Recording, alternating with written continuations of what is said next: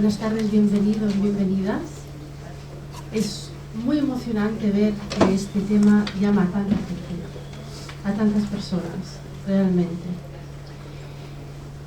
Voy a hablar en castellano porque, como ha dicho Martín, esta charla se va a estar grabando, y para evitarnos el tener que ir traduciendo con subtítulos, etcétera, voy a hablar en castellano.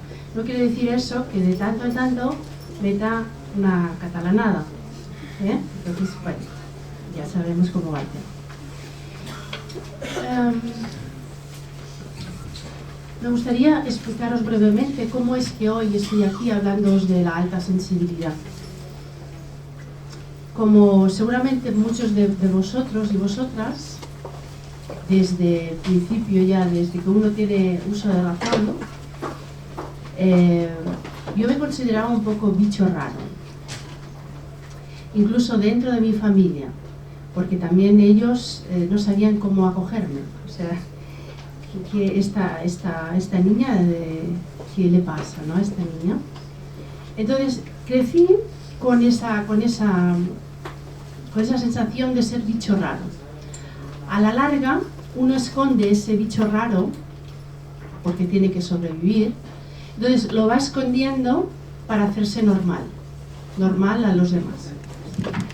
Pero eso tiene un precio grande, que finalmente uno no puede ser esencialmente lo que es, no puede demostrarlo, sería más vivir de la forma acorde como realmente como se es, ¿no?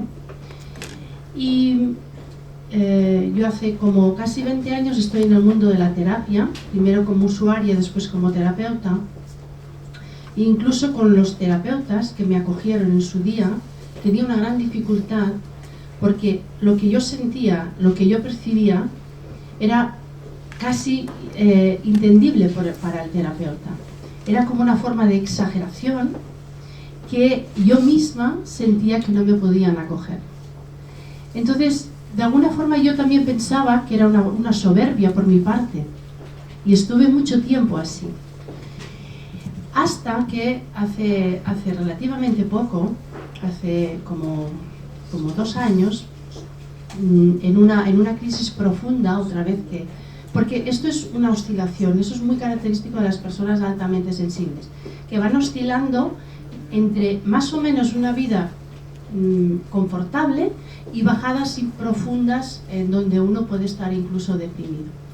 Entonces, en una de esas bajadas donde yo me encontraba en un estado más deprimido de lo normal, con una afectación física también, entonces llegó a mi mano un libro que se llama El don de la sensibilidad, que lo tenéis aquí. Lo tenéis ahí para comprarlo, y creo que sería la inversión más buena que podríais hacer, decididamente. Entonces llega este libro a mí y yo leo este título, El don de la sensibilidad, y un poco se me ponen los pelos de punta, porque a mí siempre me han criticado la sensibilidad hasta este momento. Entonces, cualquier demostración de una sensibilidad extrema, por mi parte, según visto desde el exterior que era extrema, era una connotación de que esa parte de mí era debilidad. Es decir, que por una parte yo al final interpretaba que la sensibilidad era una debilidad. Bien, entonces, al oír este título, al leer este título, realmente me enfadé mucho, porque dije, ¿cómo esta señora, la doctora Aaron, habla del don de la sensibilidad? Y yo siempre he sufrido el don de la sensibilidad. O sea, fue como un shock muy fuerte en mi cabeza. Pero empecé a leerlo y decididamente pensé, esto es lo que ha pasado a lo largo de toda mi vida. Entonces, desde luego, muchas gracias a la doctora Aaron por esta aportación, que además tiene una connotación muy científica. Ella es psicoanalista junguiana, pero además su marido, que es psiquiatra, le ayudó en este proceso de descubrimiento de la alta sensibilidad, siendo ella una persona altamente sensible. Entonces, a partir de ahí, yo empecé a ligar todas las cosas que me habían ocurrido en mi vida, continúo ligándolas todavía, Y es una gran liberación, realmente, es una gran liberación. Entonces, podríamos empezar, me gustaría en esta charla hacernos unas cuantas preguntas. Digo hacernos porque cada uno tiene sus propias preguntas, entonces las que yo tengo, los que yo tenía, las voy a poner en común con vosotros y vosotras, y si tenéis preguntas vosotros también, al final de la charla también abrimos un espacio para que podáis compartirlo si queréis. La primera pregunta que me hice fue: ¿qué es la sensibilidad? O sea, cuando me enteré que esto tenía un nombre, que se llama PAS, las personas de alta sensibilidad, empecé a investigar qué es esto de la alta sensibilidad, qué significa la sensibilidad en realidad. Y no es otra cosa que es la habilidad de responder con los sentidos. Es decir, uno tiene la habilidad de responder con los sentidos de una forma o de otra. Y la alta sensibilidad tiene que ver con una exageración de cómo realmente se responde a los sentidos, externos e internos. Otra de las cosas que me di cuenta, que ya os lo he comentado, de la sensibilidad, es que sensibilidad es igual a debilidad. Entonces, por aquí tuve que hacer un largo camino para separar lo que es la sensibilidad de la debilidad. Ser sensible muchas veces tiene que ver con ser muy, muy valiente también. Entonces, la alta sensibilidad, yo he titulado la conferencia Otra perspectiva de la sensibilidad, porque lo que podemos ver o lo que yo he visto hasta ahora, es que la alta sensibilidad se puede coger como un tema psicológico o como un tema neurobiológico. Y como mi trayectoria profesional se basa mucho en el cuerpo y en la biología, para mí me sirvió de mucho el conocimiento que tengo del cuerpo físico, del cuerpo humano, como para entrar en la neurobiología y enterarme de qué pasa en mi sistema nervioso, qué pasa en el sistema nervioso de las personas con alta sensibilidad, para que reaccionen de esta manera tan exagerada. Entonces, decir que este rasgo, primero que es un rasgo, que no es una enfermedad, este rasgo tiene una predisposición genética.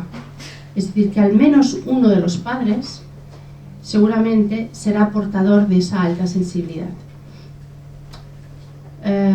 Probablemente, si hace poco que os habéis enterado de este rasgo vuestro, os cueste encontrar que uno de los padres puede ser altamente sensible.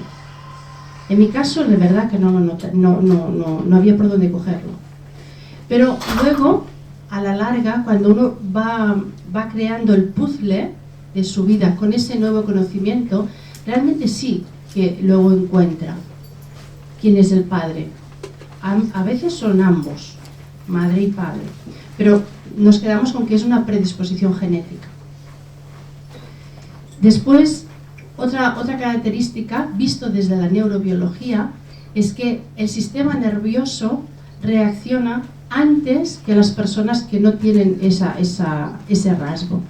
¿Y qué quiere decir el sistema nervioso? El sistema nervioso se basa en las sensaciones y en las percepciones. Es decir, la percepción que yo tengo de mi entorno, del exterior, y la percepción que yo tengo de mi interior. Que la percepción que tengo de mi interior se traduce en sensaciones. Y la percepción que tengo del exterior, que va hacia adentro, luego se transforman otra vez en sensaciones. Por lo tanto, una persona que tenga un sistema nervioso altamente reactivo, lo que ocurre es que coge mucha más información del exterior, sería como píxeles, ¿sí? Es decir, hay o 1000 píxeles o 10.000 píxeles, como una cámara. Entonces, la persona de alta sensibilidad tiene 10.000 píxeles que a la vez lo que hace es que su sistema neuronal haga millones y millones de conexiones más que las personas que no tienen ese rasgo. Entonces, por lógica, si hay ese trabajo extra en nuestro cuerpo físico, en nuestra neurobiología, lógicamente habrá una saturación mayor. Entonces, cuando una persona empieza a una acción, no importa qué, por ejemplo aquí, ahora, es decir, en esta sala hay cantidad de colores, cantidad de luces y hay un silencio fantástico. Porque todo esto son inputs que van entrando sin que nos demos cuenta. Eso es lo básico. Es decir, porque hay personas que me dicen, pero si no he hecho nada, ¿cómo es que estoy tan cansado o tan cansada? Es porque el sistema propioceptivo que tenemos lo va captando cual cámara, que no nos damos cuenta, es decir, porque es nuestro cerebro que va registrando todo lo que vamos viendo, todo lo que vamos oyendo, todo lo que vamos percibiendo de piel, kinestésicamente, todo lo que vamos oliendo. Todos los sentidos están sumamente ampliados. Por lo tanto, si yo estoy aquí ahora, yo sé que allí hay una persona que está mirando un libro y aunque no lo quiera, yo lo estoy viendo. No pasa nada, No pasa nada, sigue tranquila. Pero yo lo estoy viendo. Como eso, muchas cosas. Y muchos de vosotros seguramente ya os reconoceréis en eso, ¿no? Entonces, como los sentidos están tan refinados, lo que ocurre es que uno se satura antes. Y cuando se satura, realmente es cuando empieza el dolor físico y el dolor mental y también emocional. Es decir, lo que se llama, lo que la doctora Aron dice, sobreactivación. ¿Qué es una sobreactivación? Cuando el sistema nervioso ya no puede sostener más información, se satura y da la orden en nuestro cuerpo físico, a través del sistema nervioso, da la orden para retirarse, para que podamos retirarnos y descansar. ¿Y cuáles son los signos físicos? Que es la mayoría de nosotros, cuando vamos a una terapia, muchas veces tenemos esos signos y que se confunden como enfermedades. Por ejemplo, un signo de sobreactivación se puede confundir con una depresión. También se puede confundir con un trastorno compulsivo obsesivo. Es decir, que hay que estar muy alerta sobre todo a las personas con esa alta sensibilidad, a no etiquetarnos como con esas etiquetas que nos ponen los médicos, ¿no? Entonces, uno de los signos de la sobreactivación es que uno empieza con taquicardias, a temblar, a sudar, a estar de mal humor, a saltar por cualquier cosa de una forma desmesurada, a deprimirse, a querer encerrarse en sí mismo, no ver a nadie.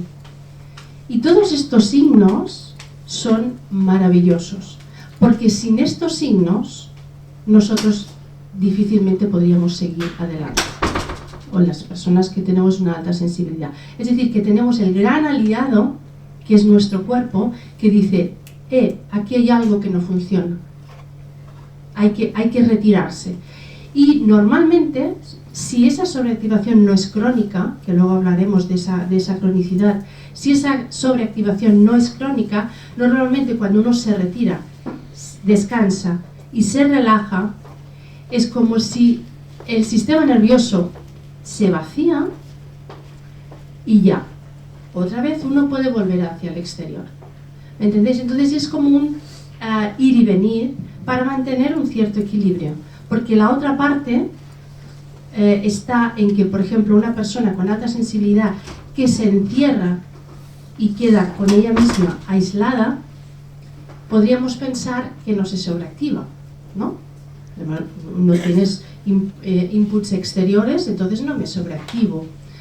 Pues sí, sí que se sobreactiva. Se sobreactiva de forma interna. ¿Cómo? Pensando. Somos unas grandes máquinas de pensar. Somos excelentes pensando. Lo vemos de cualquier manera. Es una manzana, pero la vamos a ver de todas las maneras posibles. Desde arriba, desde abajo, desde la izquierda, desde la derecha, del rabito, de la... todo. Entonces, como somos unas grandes máquinas de pensar, además muy creativos, eso mismo hace que la sobreactivación venga de dentro. Entonces, ¿qué podemos hacer? ¿Ni fuera ni dentro? No. Un equilibrio. Equilibrio en el exterior, equilibrio en el interior. Ese es el gran kit de la persona con alta sensibilidad. Eso es el gran kit. Entonces, otra de las cosas que es interesante de nombrar es que la alta sensibilidad no se cura. Es decir, no es una enfermedad, por lo tanto no se cura. Es un rasgo de personalidad. Y como hay un rasgo de personalidad otro, no importa cuál, este no tiene por qué curarse. Hay que gestionarlo, pero no curarlo. Porque cuando uno tiene una sobreactivación crónica, le aparecen cantidad de síntomas que van, obviamente, a ir a nuestro cuerpo físico y van a transformarse en una enfermedad. Pero si cogemos la enfermedad y vamos a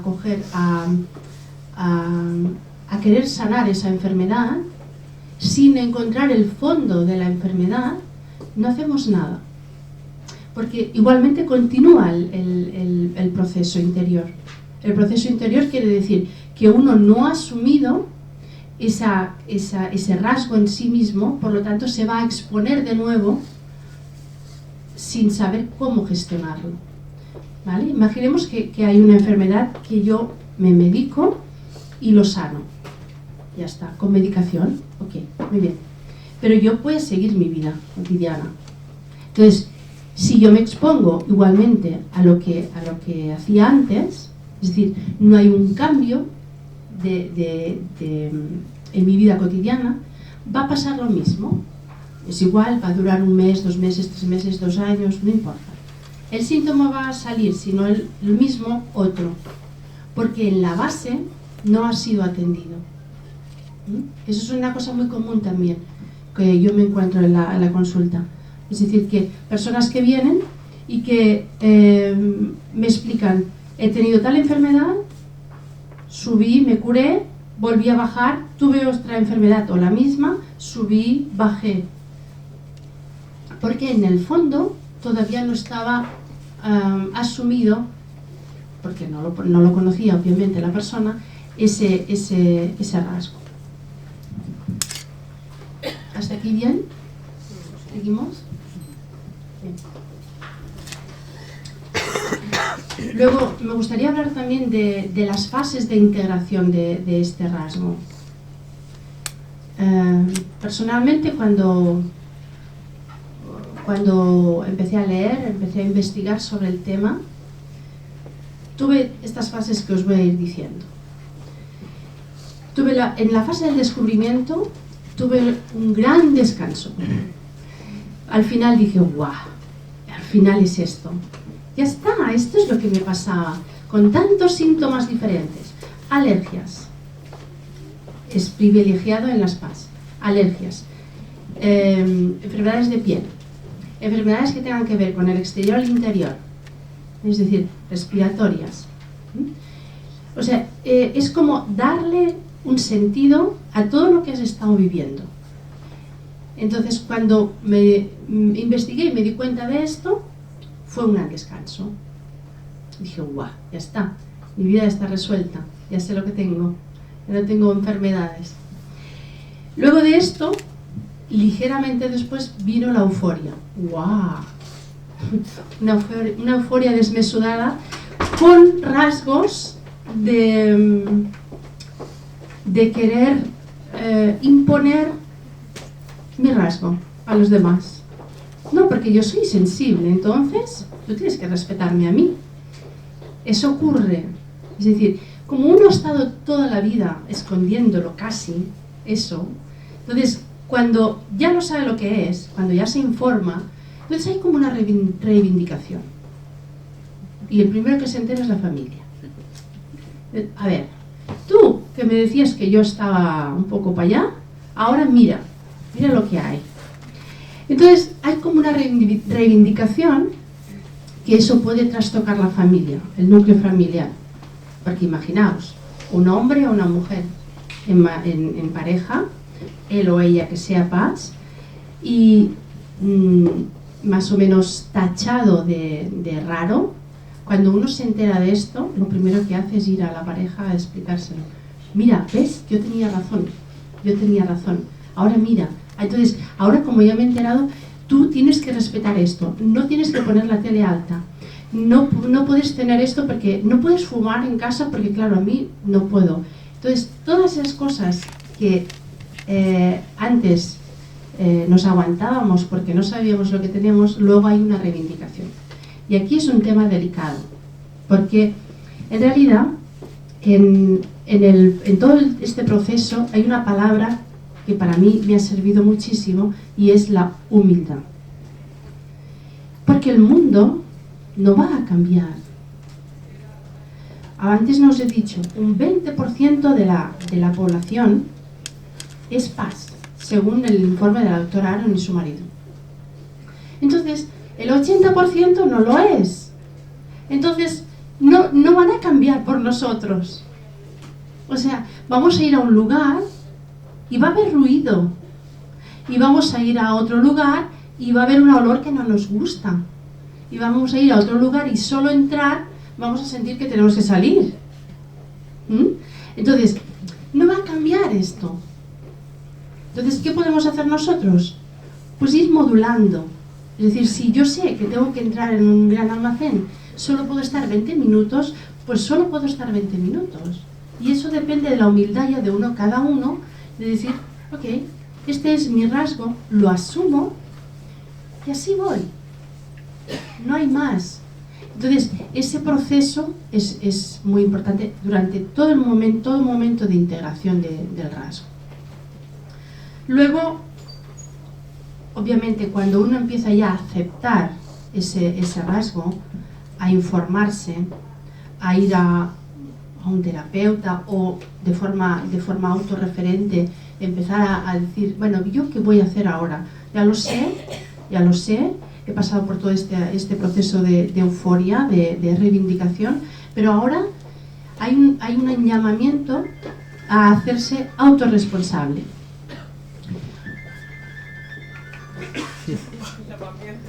Llamamiento.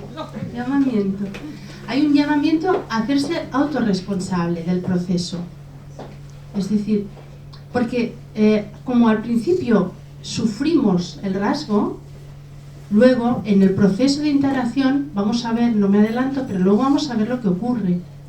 Entonces, ahí hay una decisión, y eso es una decisión muy personal de cada uno, de decir, o quiero seguir sufriendo el rasgo, o quiero integrar ese rasgo en mí para convertirlo en creatividad.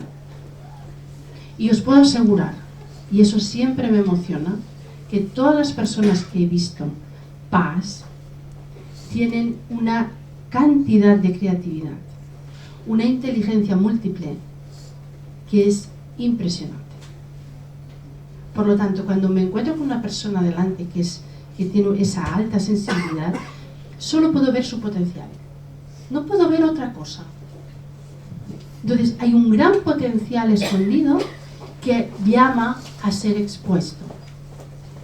Y si no, aquí también es importante esto, y si no, vamos a tener dificultades, porque esto ya no viene de ningún estudio, este es de mi cosecha. Porque, ¿os creéis que realmente ese rasgo de alta sensibilidad es por casualidad? No, tenemos que hacer algo con ello, que cada uno sabrá, obviamente, en autorreferencia, pero hay que hacer algo con ello. Es decir, no puedo decir, o sí, es una elección, obviamente, decir, yo tengo este rasgo, sufro el rasgo y ya está. Si hay una implicación profunda, uno lo que va a hacer es acogerlo y transformarlo en realidad. Entonces, en ese proceso, cuando uno decide, bien, voy a hacer autorresponsable de lo que es eso, lo que significa eso en mi vida, también hay unos pequeños apartados, ¿no? para ir desgranando. Se impone un cambio en lo cotidiano. Es decir, como os decía antes, si yo sé que yendo a tal sitio o a tal otro me voy a sobreactivar demasiado, entonces puedo ir empezando a hacer pasitos más cortos. Si en vez de estar una hora en un lugar, voy a estar menos y voy a ver cómo va pasando esto. Entonces tengo que de alguna forma se tiene que empezar a hacer cambios en lo cotidiano para ir regulando. Luego también otra cosa importante es el conocimiento profundo de uno mismo. Aquí, como cada uno quiera. En mi caso, lo que yo me propuse, porque es de donde venía, es con un conocimiento psicocorporal, que es la terapia que yo hago. Entonces, ¿por qué psicocorporal? Porque más en las PAS, el cuerpo físico es el barómetro que nos va a dar dónde estamos. Siempre. Porque todo ocurre en el cuerpo físico. Todo. Es decir, hay una percepción, hay una sensación, hay una emoción y hay un pensamiento. Pero todo pasa por nuestro cuerpo físico. Y aquí me detengo un poquito para establecer cómo funciona esto de los planos que os he dicho. Es decir, tenemos un cuerpo físico, ¿no? Palpable, obviamente. Tenemos digamos, las emociones, tenemos los pensamientos y tenemos la personalidad que engloba todo eso. ¿Sí? Pero si atendemos a lo que hemos estado hablando hasta ahora, el gran protagonista es nuestro cuerpo físico y el que más nos puede ayudar y el que más sufre hasta el momento cuando uno no sabe lo que le ocurre. Entonces, en el cuerpo físico, la importancia de conocer en profundidad el cuerpo físico es porque nos va a avisar, nos va a adelantar acontecimientos. Es decir, si yo habitualmente las PAS están separadas de su cuerpo físico, quiere decir que es paradójico, porque a la vez que sienten mucho, que sentimos mucho, queremos estar separados de nuestro cuerpo físico para no sentir tanto. Entonces, esa controversia nos hace bastante daño. Entonces, hay una manera de aproximación al cuerpo físico donde uno puede sentir el cuerpo físico sin quedar abrumado por las sensaciones en el cuerpo físico. ¿Sí? ¿Cuál es esa manera? Es decir, lo básico en el cuerpo físico es que uno sepa que está aquí. Hay una gran diferencia en saber que uno tiene un cuerpo físico a saber que uno es el cuerpo físico. Está dentro del cuerpo físico. Porque la mayoría de nosotros hasta un cierto punto estamos viviendo fuera del cuerpo físico y estamos viviendo en la cabeza, con grandes discursos, con grandes sabidurías, pero la sabiduría profunda está en nuestro cuerpo físico. ¿Por qué? Porque es allí donde tiene la memoria de todo lo que hemos vivido, particularmente en un órgano enorme que nos recubre, que es la fascia. Y lo que estoy diciendo es muy biológico, no es nada psicología esto, es muy biológico. Entonces, ese gran conocimiento desde el cuerpo físico quiere decir que nosotros nos podemos anticipar a cómo está nuestro sistema nervioso. Y otra de las cosas importantes es que cuando uno conoce en profundidad el cuerpo físico, tiene la sensación de estar enraizado, básico para las personas con alta sensibilidad. Porque uno de los síntomas de sobreactivación es un pensamiento que yo le llamo en nube. A ver cómo lo explico. Es un pensamiento que no es claro, es como si estuvieran nubes pasando, pero no es determinista. Uno no puede determinar acciones. No puede determinar acciones porque hay nubes. No puede ver lo que hay detrás de la nube. Ese es un pensamiento nublado. Entonces, para evitar eso, es necesario estar muy bien enraizado. Es decir, de decir, estoy aquí y estoy en mi cuerpo físico, no estoy en cualquier otro lugar. El estar en el cuerpo físico, uno es más perceptivo a lo que está pasando en el exterior y en el interior también. Y es un gran motor que nos puede llevar a no quedar tan sobreactivado continuamente. Hay personas que eligen el camino paz, hay personas paz que eligen el camino de la psicología o del coaching, no importa. Bien, yo creo que cada uno, no hay un paz igual, obviamente, porque cada uno tiene su historia, pero cada uno tiene que mirar qué es lo que le conviene realmente para entrar en ese conocimiento profundo. Eso es lo que quería decir. Y otra de las cosas importantes en el proceso de integración es la paciencia.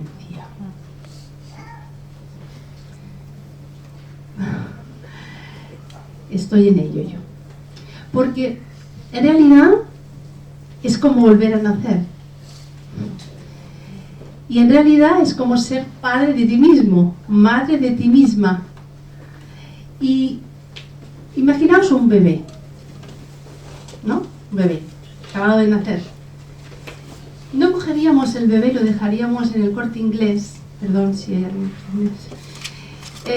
una hora y media en medio del Corte Inglés, solo. Porque es que sería horroroso para el bebé. Pues nosotros estamos en ese proceso también.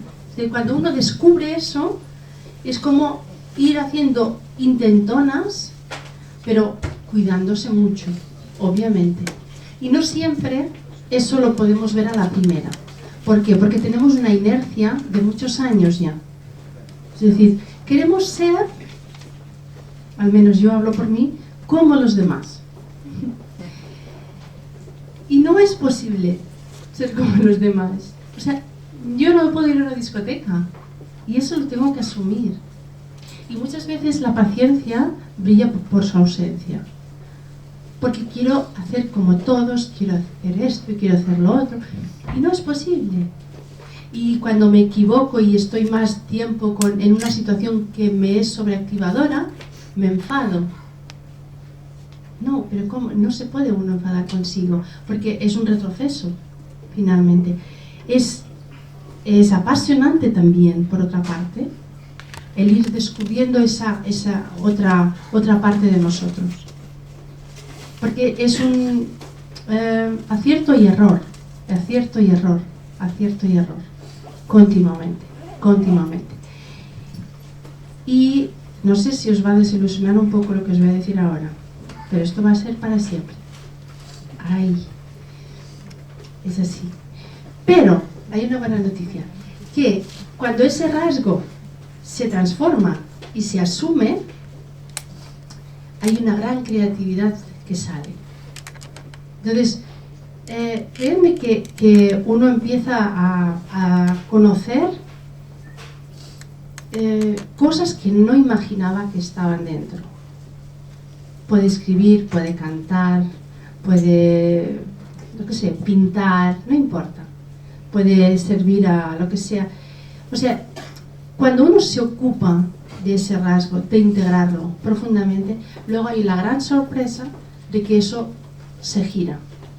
Y uno puede estar encontrando esa creatividad asumiendo esa creatividad y dándola al exterior también, porque una creatividad solo para uno mismo tampoco tiene mucho sentido. Entonces, una de las cosas que nos pasa a los padres es que somos bastante vergonzosos. Entonces, 20 y pico de años para hoy hablaros a vosotros aquí. Y tengo vergüenza, pero claro que tengo vergüenza. Pero hay un punto donde uno, esa creatividad que tiene, que le es innata, por ese proceso de que el sistema nervioso, las sensaciones, las percepciones están aumentadísimas, puede tener esa capacidad de conexión para crear.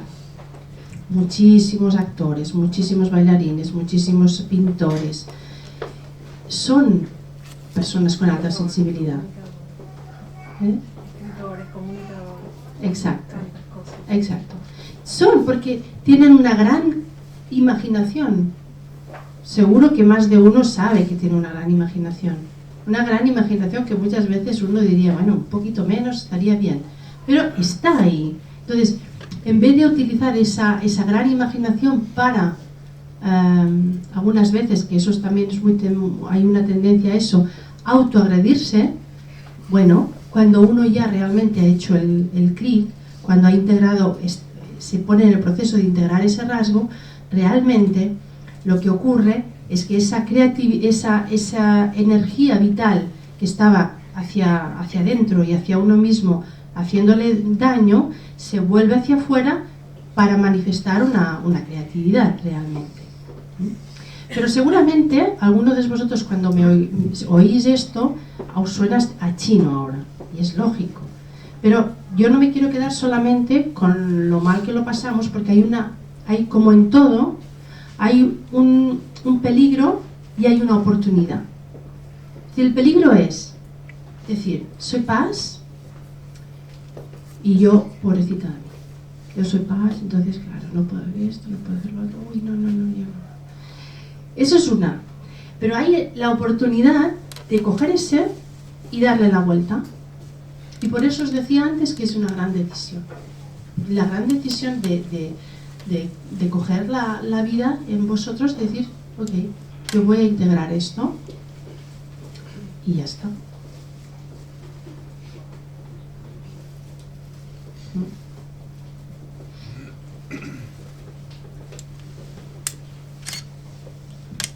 ¿Hay alguna pregunta? No sé quién hora es.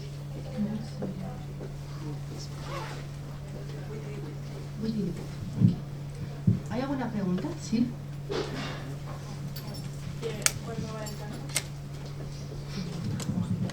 En el caso de los artistas que hablas, que tienen mucha creatividad y todo eso, precisamente no se basan, o sea, necesitan muchos inputs externos para crear sus propias piezas, o sea, desde su interior, pero necesitan el exterior, ya sea en música, en imágenes, en lo que sea.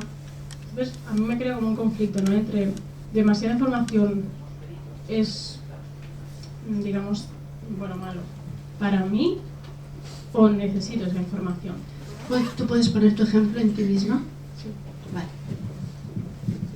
Bueno, sí. Con un ejemplo. ¿Eres tú bailarina? Yo soy bailarina, sí. Okay.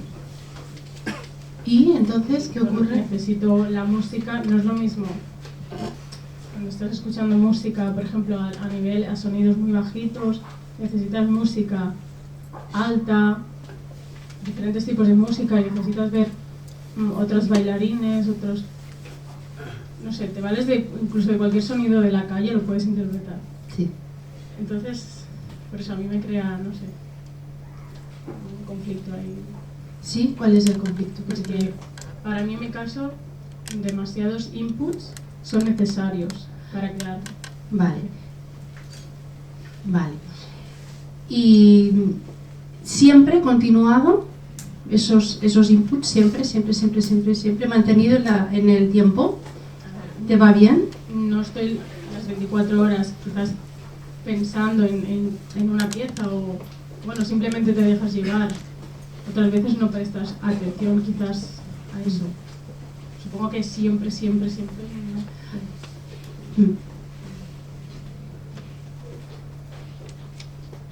¿Y cuál es la pregunta?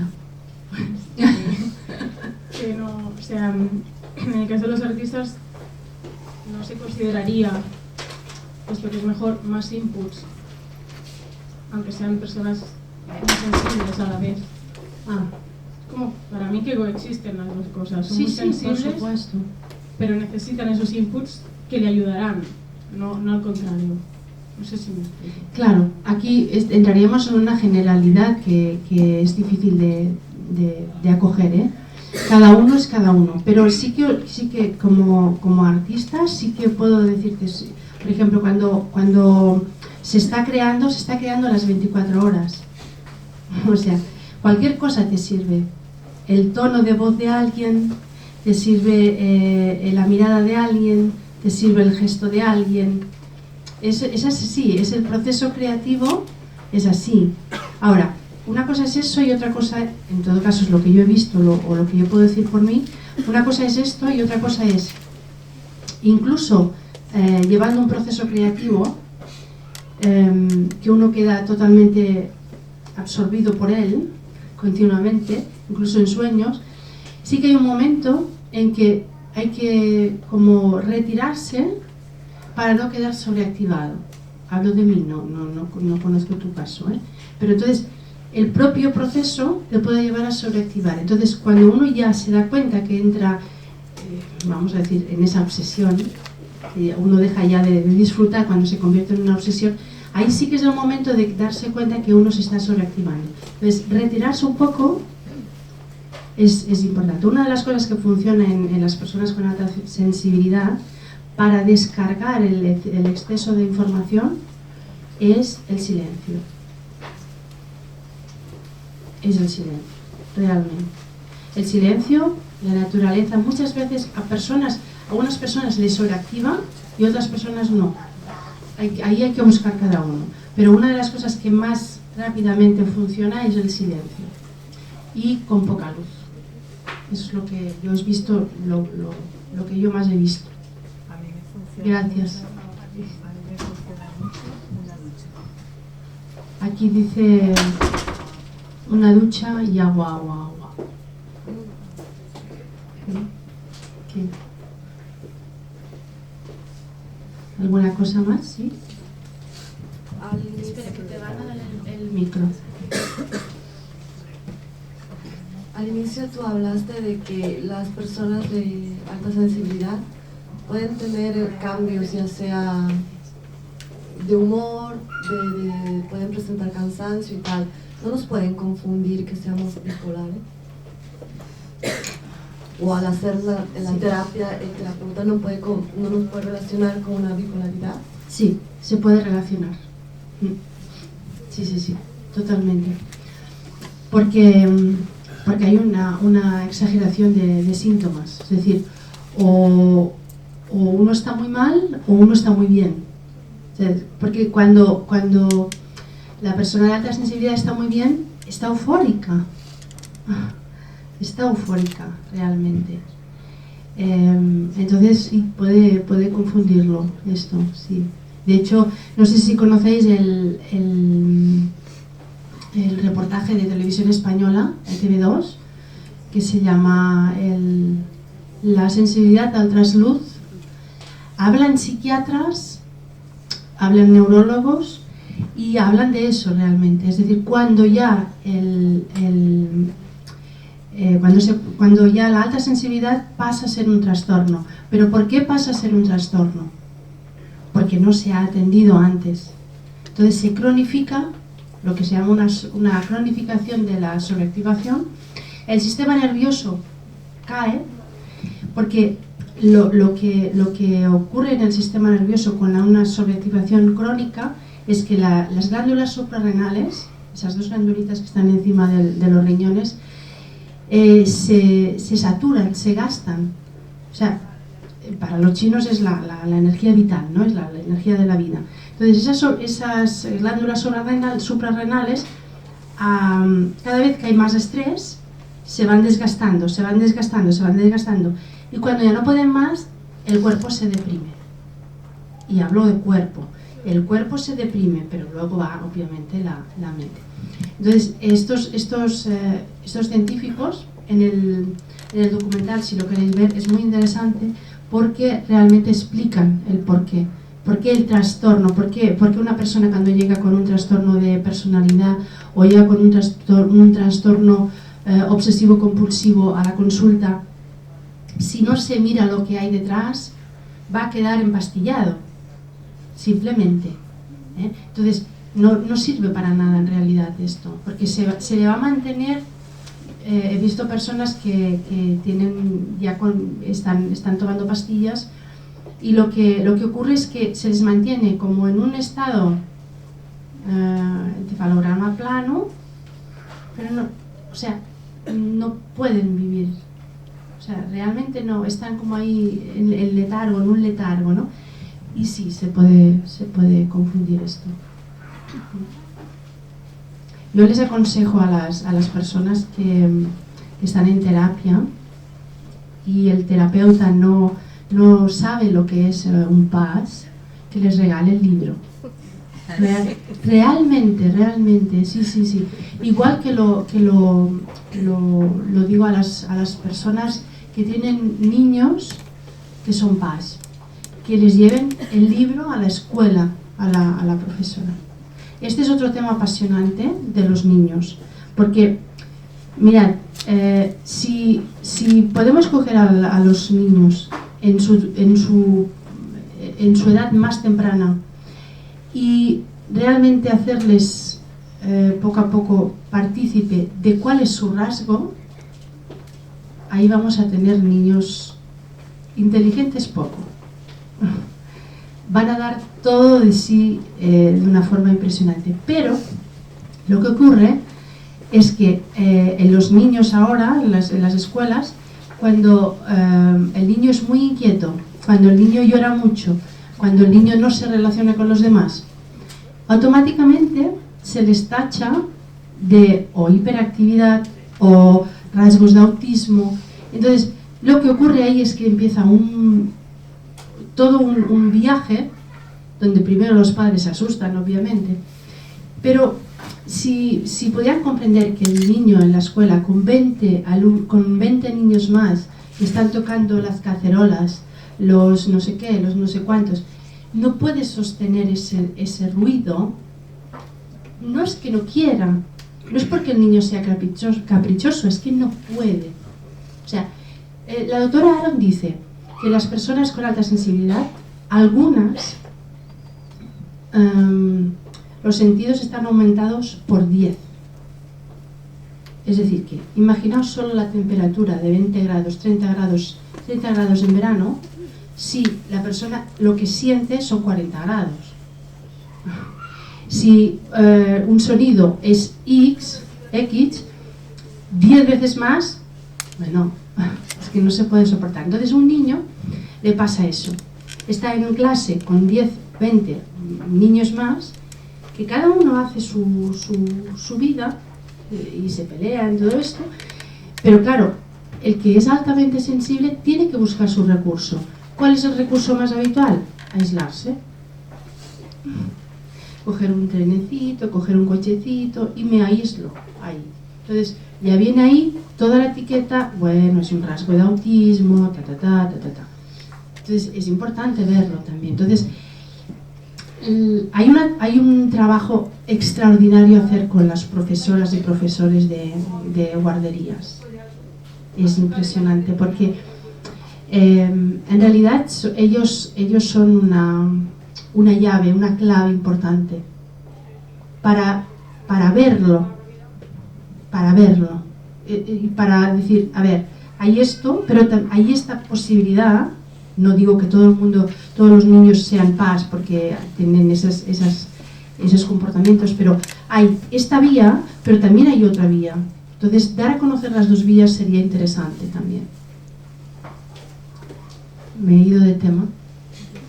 ¿Alguien más quiere? Sí. Mira, tienes un micro. Si, por ejemplo, descubrimos ahora que somos una persona con alta sensibilidad, ya a cierta edad, ¿de qué manera podemos, aparte de intentar asimilarlo nosotros, que lo asimile nuestro mundo. Lo que comentabas de, bueno, de la familia, los amigos, y claro, de alguna manera, si yo intento hacer un proceso de interiorización del rasgo,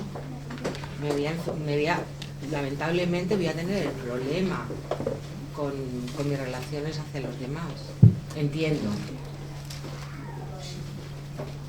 ¿Cómo se puede hacer? Como decía antes, cuando uno descubre ese rasgo y toma la decisión de integrarlo, sí o sí el núcleo familiar se va a mover. El núcleo de amigos se va a mover.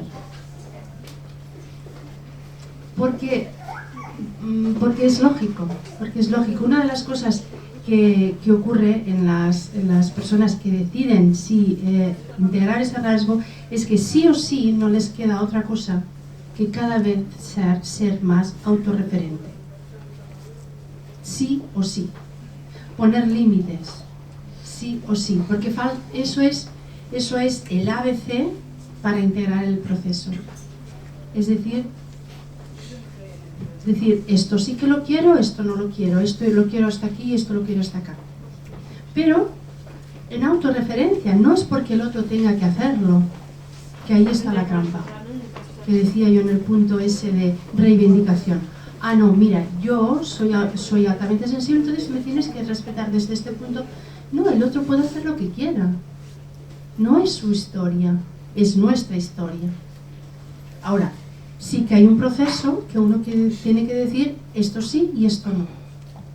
Y eso es un proceso. Pero claro, en ese momento en el que tú pautas un límite, que hasta entonces no tenías puesto, la otra persona choca con ese límite. Por supuesto. Qué gran oportunidad para la otra también. Sí. Para decir, ¿qué pasa aquí con esta mujer ahora? Que ahora nunca me puso el límite, ahora me pone el límite. Sí. A ver qué pasa contigo ahora cuando te pongo el límite. Es decir, que es una cosa que, aunque tú no quieras, vas a tocar a la otra persona. Decididamente. Y eso está muy bien. A los dos o a las dos va a hacer cambiar cosas.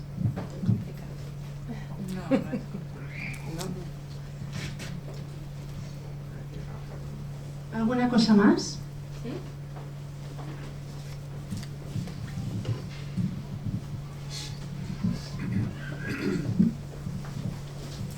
No sé si sabes desde cuándo se tienen estudios, aparte del libro que has comentado, estudios sobre esto, porque, claro, dices que hay una parte como genética, ¿no puede estar también relacionado con el cambio de sociedad que hay ahora, que hay muchos más estímulos?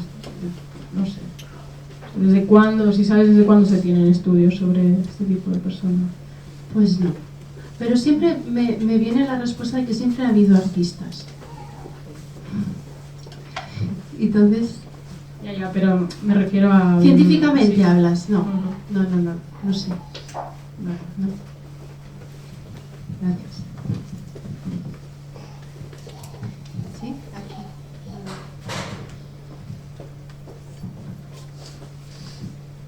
Aparte de ese proceso de silencio del que hablas, como una opción para buscar ese refugio y entonces serenarlo todo, pienso que quizás, es una pregunta también, ¿no? Pueden haber otras opciones, porque por ejemplo en mi caso, cuando escucho mucho ruido y la gente bla, bla, bla, bla, bla, entonces me pongo mis auriculares y escucho mi música favorita y eso me calma, por ejemplo. Fantástico. Claro. Y por ejemplo, cuando estaba en mi país, en Venezuela, iba en mi coche, iba conduciendo y aquello flipaba con eso y volaba con mi música favorita. Y tomar mi bicicleta el fin de semana, palabra cierta, o eso, caminar es explorar la naturaleza. O sea que aparte de ese silencio del cual hablas, como una forma de sereno, de encontrarse, ¿no? ¿Qué otras opciones pudieras considerar, aparte de las que ya he mencionado? Esto es muy particular, ¿eh? Es muy particular. Porque otra cosa que no he comentado y es que hay personas con alta sensibilidad que son extrovertidas y personas que son introvertidas. No porque sea una persona con alta sensibilidad tiene que ser introvertida. No, para nada. Porque las hay que son extrovertidas. Entonces, les ocurre lo mismo. Son extrovertidas hasta un punto. Luego, cuando saltan de ese punto que ya se sobresaturan, yo digo que se escapan, ¿no? Es decir, de repente no están. ¿Y qué ha pasado? Se van. Sí. Porque hay una extroversión hasta un punto y luego ya no lo soportan, luego se van. Entonces, dependiendo de la persona, va a optar por una cosa y otra. O sea, cada uno tiene su manera. Y de hecho esto lo hemos adquirido ya desde pequeños. O sea, ya intuitivamente ya sabemos qué es lo que nos funciona para calmarnos, ¿no? Antes decía la ducha, caminar, no importa, o conducir, por ejemplo, también.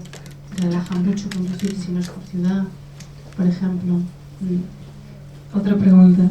En el tema relacionado al café, he notado que la autora hace mención, ¿no?, de la cafeína. Pero a mí, por ejemplo, en particular me conecta mucho con mi infancia en relación a mis abuelos, el olor al café. No lo suelo tomar fuerte, lo tomo muy, muy clarito, lo que llamamos en mi país un guayollito, muy suave, ¿no?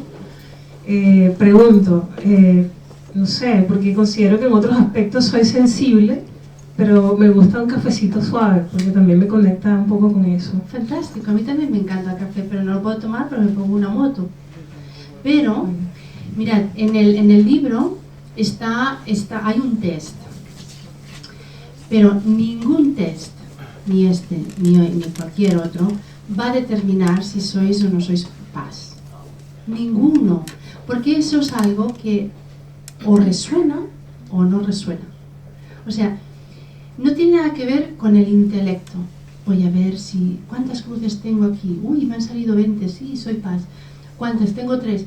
Si, aunque solo fuera que tuvierais 3 crucecitas en un test, si vosotros sentís realmente, profundamente, que tenéis una alta sensibilidad, ya está. ¿Quién te puede decir que la tienes o que no la tienes? Hay personas con alta sensibilidad que toleran muy bien el café y otras no. Toleran muy bien el alcohol y otras no. O sea, es como... es un multiuniverso. Entonces, no es necesario tener un diagnóstico comparado, ¿no? Esa hiperactivación neuronal sería necesaria para diagnosticar a una persona paz. No hay diagnóstico, porque no hay una enfermedad. Y no es fácil confundir una etapa depresiva o una situación, o es necesario hacer un autoanálisis de unas vivencias de años pasados. No. O sea, yo digo mañana soy paz. Pues nada, eres paz y está. Pero sí, porque ¿sabes qué ocurre? Que el tema está en que si realmente tú lees algo, lees el libro, lees lo que sea, ves vídeos y realmente tú te ves allá, o sea, ya está. O sea, no hay nada que te diga que tienes que hacer el diagnóstico porque no es una enfermedad. Entonces simplemente tú asumes ese rasgo en ti y decides, si así lo crees, que vas a cambiar cositas en tu vida para realmente poder vivir mejor ese rasgo. Ya está. No hay una comparativa. No hay un médico que te va a decir tu sistema nervioso es tal. En cambio, si tú ves el reportaje de televisión española, te das a dar cuenta que hay una ecografía, no es una ecografía, un TAC, hay un TAC, gracias. Hay un TAC donde se ve cómo las zonas del cerebro de la amígdala y del sistema límbico, la amígdala y el sistema frontal, en personas con alta sensibilidad están más desarrollados. Eso es un neurólogo que lo dice. Particularmente a mí no me importa lo que diga el neurólogo, pero no para decir que yo soy paz, quiero decir. porque tengo ese rasgo de personalidad. Pero hay estudios que lo marcan, realmente. Vale, no, es básicamente para no confundir, porque a lo mejor simplemente es que puede ser que seamos sensibles de una manera a lo mejor un poco más sensibles, pero sin llegar a ser altamente sensibles, ¿no? Que entiendo que es donde hay una afectación más grande, donde hay un componente genético. Entonces, bueno, no sé, un poco para, para enfocar el decir sí soy paz, o simplemente es que las cosas me afectan porque puedo tener una patología escondida, ¿no? Ajá. De alguna manera. O si es necesario una terapia para saberlo, o simplemente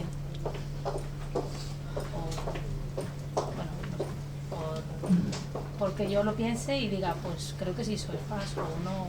Eso forma parte de un proceso de autorreferencia. Nadie te puede decir cómo eres. Como nadie te puede decir, tú eres alegre. Tú tienes un rasgo alegre, por ejemplo. O tú tienes un rasgo triste. ¿Quién te puede decir a ti eso? Gracias. ¿Alguna cosa más? ¿Alguien más? ¿Quiere preguntar algo? O aportar algo también, si quiere aportar alguna cosa.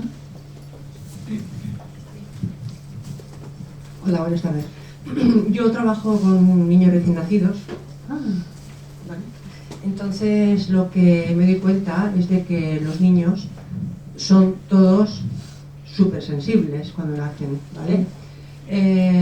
Yo creo que a partir de ahí, según los estímulos que se tienen externos, según lo que ellos perciben, van como buscando sus defensas al medio, que yo creo que es un proceso natural. Sí.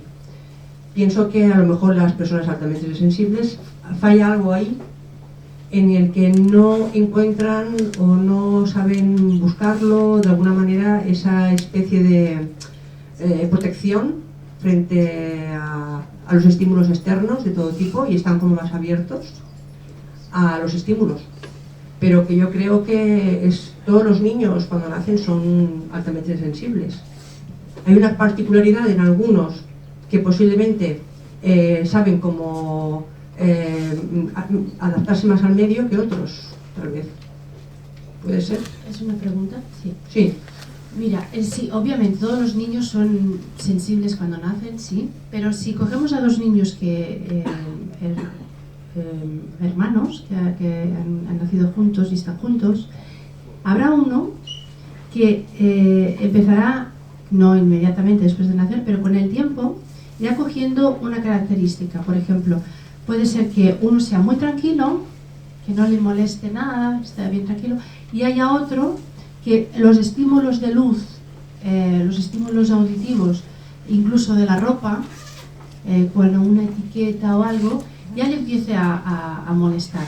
Llore más, se queje más, quiere estar más en los brazos. Es decir, pero como esto ya viene de genética, uno puede desarrollarlo, el otro no. Pero sí que es verdad que todos los niños son sensibles cuando nacen, claro. Sí, lo que pasa es que yo lo que pienso también es que a lo mejor cada criatura, ¿no? Cada ser, busca su manera de protegerse de eso. Puede ser que unos, su protección sea ser más tranquilos porque en el fondo lo que hacen es buscarse su recurso ahí, y sin embargo otros sacarlo hacia afuera, ¿vale? Porque es su manera de expresarlo. Dependiendo de cómo se actúe frente a esa situación externamente, alrededor, sus padres y el medio, pues hará que esos seres, digamos, se protejan más o menos, busquen más, se pongan más corazas, digamos, hablando de corazas, o menos corazas. ¿Puede ser? Sí. Sí, totalmente de acuerdo contigo. Es decir, las personas con una alta sensibilidad sí o sí tienen que acorazarse más. Yo trabajo con un método que se llama método de liberación de corazas, no por casualidad supongo, visto en retrospectiva, Pero sí es cierto que la persona más sensible tiene que acorazarse más, porque no le queda otra. Sí, yo hablo un poco de mi tema familiar. Yo tengo 2 hijas, son muy diferentes las dos, ¿no? También, bueno, a mí no me gusta ponerme etiquetas, pero también pienso que soy bastante sensible. Pero bueno, mis hijas son totalmente diferentes y pienso que las dos son muy sensibles. Una se ha acorazado totalmente y la otra es como una situación de decir yo soy así y así soy. O sea, y son las dos súper sensibles. O sea, cada una ha optado, no sé por qué, porque bueno, más o menos dentro de la familia, ¿no? Más o menos, pero una ha optado por una cosa y otra ha optado por otra. Sí, sí. Pienso que sufre más la que se ha acorazado que la otra. Sí. Es más sufridora, muchísimo más. Seguro. Pero sí que es cierto que yo veo eso. ¿No? Puede ser, ¿no? Sí, sí, sí, claro. Por supuesto. Gracias.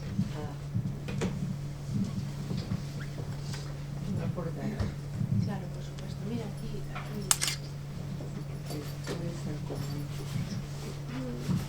A ver, yo tengo un nieto que hoy en día ya tiene 20 años y es un ser maravilloso y libre, pero evidentemente es un paz. Y de chiquitín, él, como a partir de los 2 años o algo así, se aislaba. Él pidió un equipito de música y se aislaba y solo quería oír música clásica. Y empezaron a verlo como un niño muy raro, a llevarlo a terapias y venga a terapias y muchas terapias, hasta que al final lo diagnosticaron como con síndrome de Asperger. No tiene de autista absolutamente nada. Es el ser más extrovertido y comunicativo, y está estudiando además la carrera de idiomas porque quiere viajar por el mundo, porque no tiene nada que ver realmente con un autista, ¿no? Fue etiquetado porque simplemente no lo entendía nadie, y esto puede pasar a muchos niños. Tal cual, sí, sí. Sí, sí, sí, tal cual. Puede pasar, de hecho pasa, sí, sí. Es lo que comentaba antes. Un niño con rasgos autistas o hiperactivo, esto está a la orden del día, realmente. Realmente sí, está a la orden del día. Cuando, por ejemplo, una solución bastante sencilla en los niños que se les llama hiperactivos, solo con una cosa que los padres pudieran hacer, verían a otro niño, y es dejar el azúcar. Porque el azúcar es un gran excitante. Entonces, para los niños con alta sensibilidad, darles azúcar es como darles café. Hace el mismo efecto en las glándulas suprarrenales. El mismo. Hace un pico de glicemia, un punto de hiperglicemia. Cuando ese punto de azúcar en sangre ya no está, hacen una bajada, ¡boom! Entonces se enfadan, se tiran en el suelo, no quieren saber nada, no quieren ducha, no quieren nada. Entonces, ¿cuál es el recurso? Otra golosina. Uf, les viene otra vez la marcheta y bueno, ya se están bien así durante un tiempo. Entonces, solo dejando de comer azúcar los niños es un cambio espectacular. Y hay mono. De verdad que hay mono en los niños, porque al principio se ponen enfadados, porque obviamente quieren su droga. ¿Y en los adultos no? Sí, por supuesto, pero ahora estamos hablando de niños. Pero los adultos igual, y los padres igual, o sea, más todavía. O sea, si dejas el azúcar, es otra historia. Es otra historia. Entonces, las azucareras... Bueno. Vale, ¿alguna cosa más? ¿Queréis comentar, aportar? Sí, no, es que tengo una pregunta porque aquí hay un taller el sábado y quiero saber cómo es el trabajo un poco para integrar este rasgo. Sí. Gracias. Sí, voy a hacer un taller el sábado aquí en Barcelona, de 10 a 6 de la tarde. Y en este taller lo que vamos a hacer es explicar de forma, yo diría, casi científica, cómo es el sistema neurobiológico en el PAS. Ya con pizarra, antes quería tener una pizarra pero no hemos podido, ya con pizarra, con dibujos. Y sobre todo, encontrar cuáles son los 4 marcadores neurobiológicos que detonan esos procesos de sobreactivación. Es decir, con esos 4 marcadores neurobiológicos, que son bien fáciles, entonces cuando uno los conoce es mucho más fácil de gestionar ese proceso de sobreactivación y de entrar también en autorreferencia. Pero sobre todo esos 4 marcadores, conocer esos 4 marcadores es importante, y un trabajo corporal. Vamos a hacer un trabajo corporal suave y a la vez profundo. Es decir, para reapropiarnos de nuevo del cuerpo, para estar aquí en el cuerpo. Entonces, es importante el conocimiento, sí, y luego es importante volver otra vez al cuerpo, para pasarlo a través del cuerpo. Entonces, ahí no hay engaño.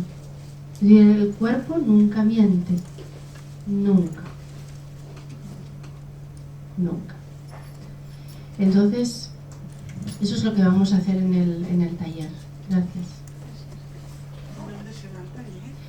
Va a ser en el centro Gerard Arlandès, está en Montaner 45, 47, entre Diputación, Consell de Cent. Aquí, ¿perdón?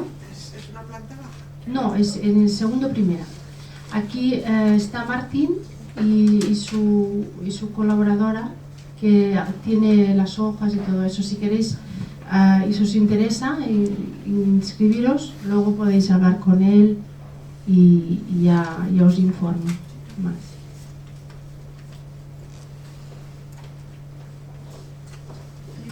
No habrá test aquí. No habrá test como el del libro. Ah, sí, puedo traer el test, sí. No hay ningún problema, gracias, sí, lo llevaré.